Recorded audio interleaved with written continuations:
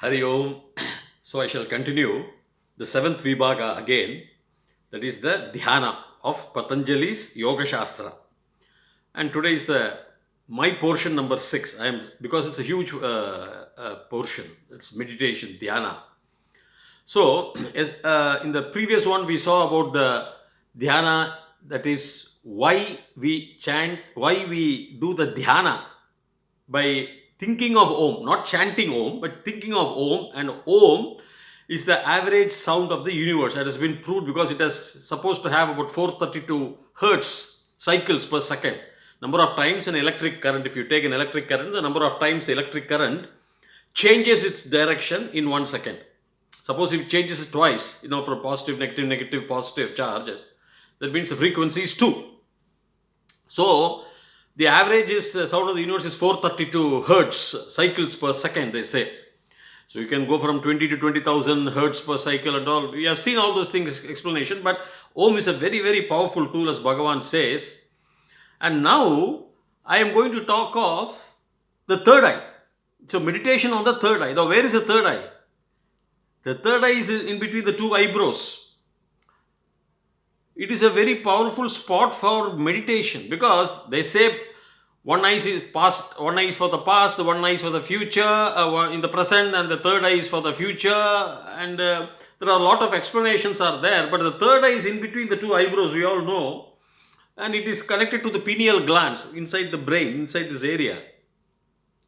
So when you start meditating on the third eye, probably the calcification is slowly eroded and you really go into the third eye. And when you enter the third eye, that means you are just merging yourself with the universe. That will be my interpretation. You simply merge yourself with the universe, that you know all the past, the present, the future, who you are. Or simply you get merged. Just like I take a cup of water and pour it into the ocean, it simply gets merged.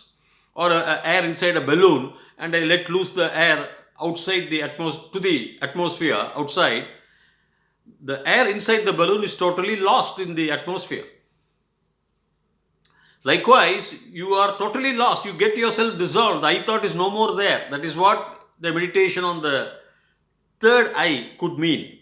It's a very powerful tool.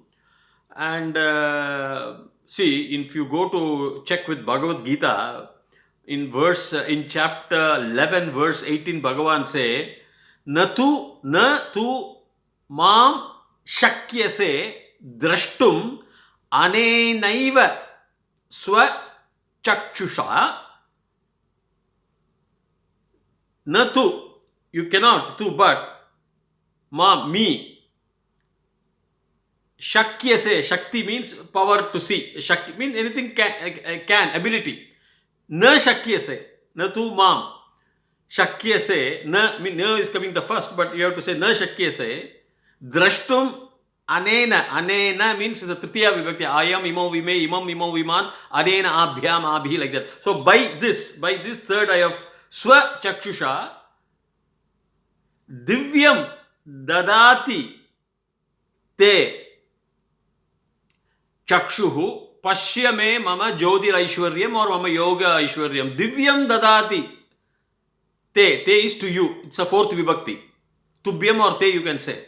Dadati chakshuhu. So Bhagavan gives a divyam dadami. Aham dadami. Bhagavan says, I am giving you a divyam eye. Chakshuhu.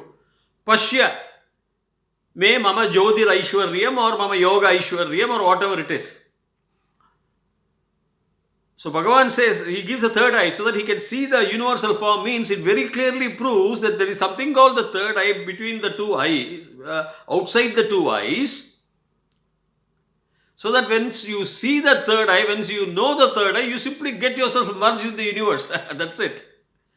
And also in Bhagavad Gita, we have various chapters. The third eye chapter or the point, this point, that's where the women and the men put their bindu. That's why in Hindus, we are supposed to wear the bindu. It is a third eye because it gives you clarity of thought, clarity of thinking. Some argue that it can give you the ability to predict the future or know the future or take a business judgment or a medical judgment, what to do and what not to do.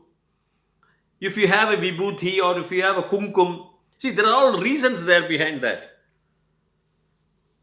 Not only does it shows the Lakshmi Garam of the women, but also for the men. If anybody coming with a chandan, sandalwood paste or a kumkum or a vibhuti, you see the divinity in his face, the radiance. So the major point is, that is the third eye. So Bhagavan says, I think in chapter 5, if you verify, you have to go to chapter 5 of Bhagavad Gita and 26 and 27 verses. There are two verses, but 26 is very important. 27 verse is very important, where Bhagavan says that sparshan, what is sparshan? Touching or contacting or something. Sparshan krutva, keeping, after having done the sparshan of what? Bahihi, the external senses of all your senses, all thoughts, external, everything coming, that you are touching, no? Bahihi bhagyan, coming from outside. So, what he says, bahihi, you throw it out. All the bhagyan, the coming, things coming from outside. Bahuvachanam. Bhagyan. All the outside things, bahihi, throw it off. That's what Bhagavan says, throw it off. And chakshuhu. Where is that chakshuhu? Bhruvaha. Bhruvaha in Sanskrita means your eyebrows. Exactly. So, antare, in between. So, the sparshan, bahyan, all the external, bahi, throw it off. And then, and what you should do is, swa chakshuhu, that your eyes, antare, between the two eyes, antare, bruha antare, then you do all the pranayama, cut off all the thoughts, the pranayama, meditate on that, dhyana, everything you do that, so that the yogi is a yogi, he becomes a yogi, comes into the freedom. What is freedom? He gets merged into the cosmos. So that's what he says, sparshan krutva bahihi bhagyan cha chakshuhu, chaksho, antare. So chaksho antare is this bhruvo. Bhruvaha. Bhruvaha is the eyebrow. Antare, in between.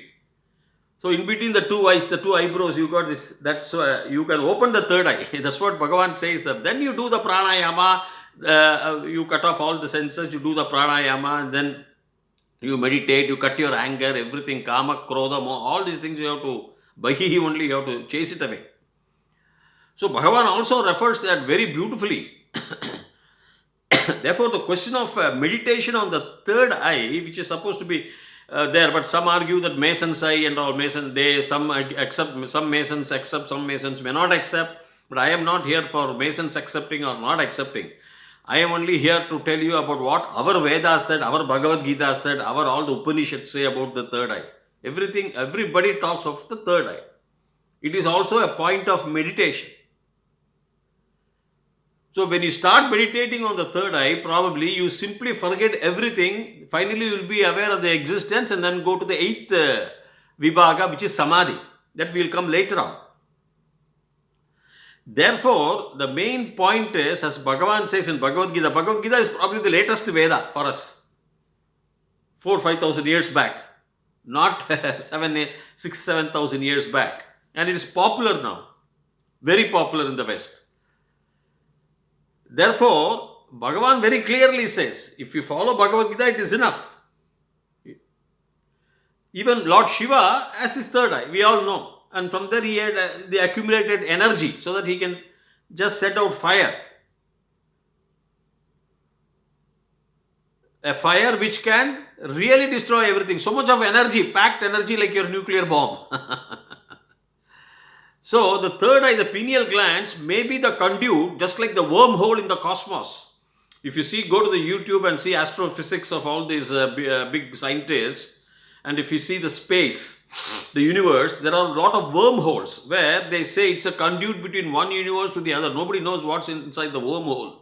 But they would be discussing as if you go into the black hole or in the wormhole, it is a tunnel which may take you to the another universe. There are several universes, not only this one Big Bang. There are several Big Bangs may be happening in various time spans.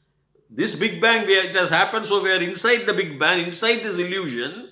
So we calculate that there are 100 billion galaxies. 1 billion is 100 crores. So 10,000 galaxies, and each galaxy has 10,000 to 30,000 crores of stars. Our sun is nothing but an average size, very small star, and we are in the solar system. The solar system is inside the Milky Way, one of the 10,000 galaxies or 20,000 galaxies. Approximately they say 100 billion galaxies are there, and each galaxy has about 400 billion to 400 billion suns. The stars, whatever it is, it's all approximation. So, but the universe is so vast, which is only our universe, but there are several other universes. So the wormhole can be a conduit to the other universe. So similarly, the third eye can be, once you enter the third eye and go into the pineal glands, the senses of yours through the brain may not work now. This, what is the sense? All the Bahihi senses means what? Anger, friend, aeroplane, your house, your car, your children, your family, your emotions, your physical emotions, your mental emotions, all those things make up this universe, right? Science, physics, mathematics, chemistry. But once you are inside that third eye, probably the yogi gets his freedom. That's what he says. He gets merged. So that's what Bhagavan says. That's how you have to do. He himself says, talks of the third eye, or this point. Antare, Bhruvaha, between the eyebrows, Antare, Chakshuhu. That is between the two eyes, your Tava, Chakshuhu. So, in Dhyana, this is also important, but Patanjali does not really go deep into the third eye or the contact between the two eyes. He refers to, mainly refers to the breath, the cessation of the breath, the breathing stops, or the cycle, the space between one breathing cycle and the second breathing cycle would expand. That means you are breathless for a longer time through meditation. If you start breathing on that, that's what Patanjali says. And whatever you concentrate on breathing, that will develop. Even if you concentrate on sun, that will develop. Sun will be your friend, your moon will be your friend. We'll come to that later when we go into the Samadhi 8th Vibhaga. Therefore, the third eye, that is in between the two eyebrows, the spot where you keep our bindus, or where we say it is a third eye spot, that is called Ajna Chakra. That is very important. See, in Kundalini Yoga, it's a different Rishi by himself, in my opinion. So that Rishi has brought into the effect this thing called 7 chakras we have. The Sahasrara Chakra, this is the top point. The Ajna Chakra, that covers the third eye area, this Ajna Chakra.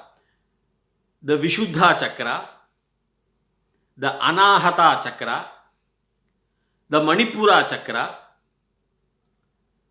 the Swadhisthana Chakra, and the Mooladhara Chakra. We have 7 chakras. So the 7 chakras, like from Sahasrara to Ajna, to Vishuddha, to Anahata, to Manipura, Swadhisthana and Mooladhara, the Ajna Chakra controls the third eye area. So it's all the flow of energies through your 7 chakras. What are these energies? I told you about Einstein's statement. Everything is energy and there is nothing more to it. Match the frequency of the reality you want and you cannot help getting that reality. Simple, Einstein says. So you attract the cosmic energy through the Sahasrara Chakra and it goes down to the Mooladhara Chakra. And there are the Kundalini Yoga tells about different how to even plug the anus area with your heel of the foot in one types of a yogic asanas. But Patanjali's Yoga Shastra mainly dwells only in meditation viewpoints, not the Sarvangasana or not the Dhanurasana, the physical. Physical is very required for the first 5 portions. Patanjali is very clear. Sukhasana, good place, good this thing, good health is everything is required. Yes, then only you can sit and meditate calmly. But that much is not given emphasized to by Patanjali. Patanjali only talks of mainly of meditation so that you can unify your Atma with the Paramatma. That is the main concept behind Patanjali's Yoga Shastra. Okay, my dear friends, the more of it we shall see in the next session. Till such time, Bhuyat, Tavat, Shubhamangalam. Hari Om.